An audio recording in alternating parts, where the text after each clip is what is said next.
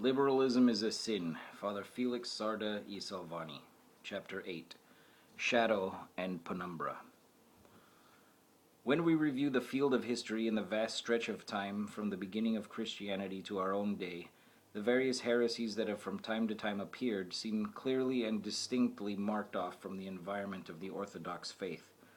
We seem to be able to draw a geometrical line about their respective areas, sharply dividing the camp of truth from that of error, separating the light from the darkness. But in this we are deceived. It is an illusion caused by distance. The distinction appears so clear, so definite, only because we stand on the eminence of the present, from whose vantage ground we see in large outline the massed movements of peoples in the vast panorama of the past. A closer study, placing us in intellectual contact with these epochs, enables us to observe that never in any period of history were the dividing lines between truth and error defined with such geometrical exactness. Not that in reality truth was not clearly and distinctly formulated in the definitions of the Church, but because in its acceptation and its exterior profession by the generations of the past interested in these definitions, more or less confusion and looseness characterized their manner of taking them. Error in society is like a stain upon some precious tissue. It is easily distinguished, but it is very difficult to define its limits. These limits are as indefinite as the twilight which merges the departing day into the coming night, or as the dawn which blends the shadows of the spent darkness with the newborn light. So do the limits between error and truth in the actual affairs of men mingle in shadowy confusion. Error is a somber night.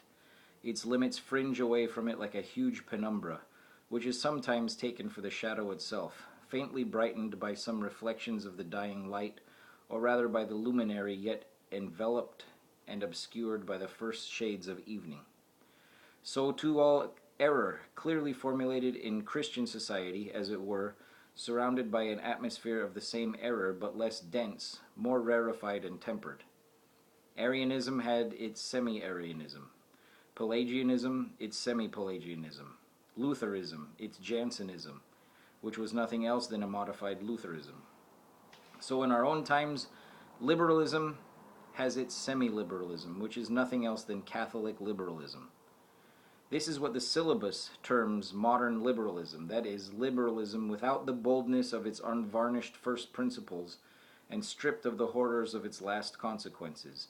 It is the liberalism of those who are still unwilling not to appear to be Catholics, or at least not to believe themselves Catholics. Liberalism is the baneful twilight of the truth, beginning to be obscured in their intelligence, or heresy which has not yet taken complete possession of them. On the other hand, we should not fail to note that there are those who are just emerging from the darkness of error into the twilight of truth. This class has not fully penetrated into the domain of truth.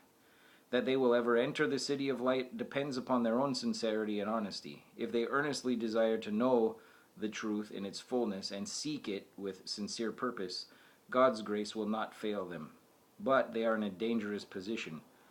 On the borderland between the realms of light and darkness, the devil is most active and ingenious in detaining those who seem about to escape his snares, and he spares nothing to retain in his service a great number of people who would truly detest his infernal machinations if they only perceived them. His method in the instance of persons infected with liberalism is to suffer them to place one foot within the domain of truth, provided they keep the other inside the camp of error. In this way they stand the victim of the devil's deceit and their own folly. In this way those whose consciences are not yet entirely hardened escape the salutary honors of remorse.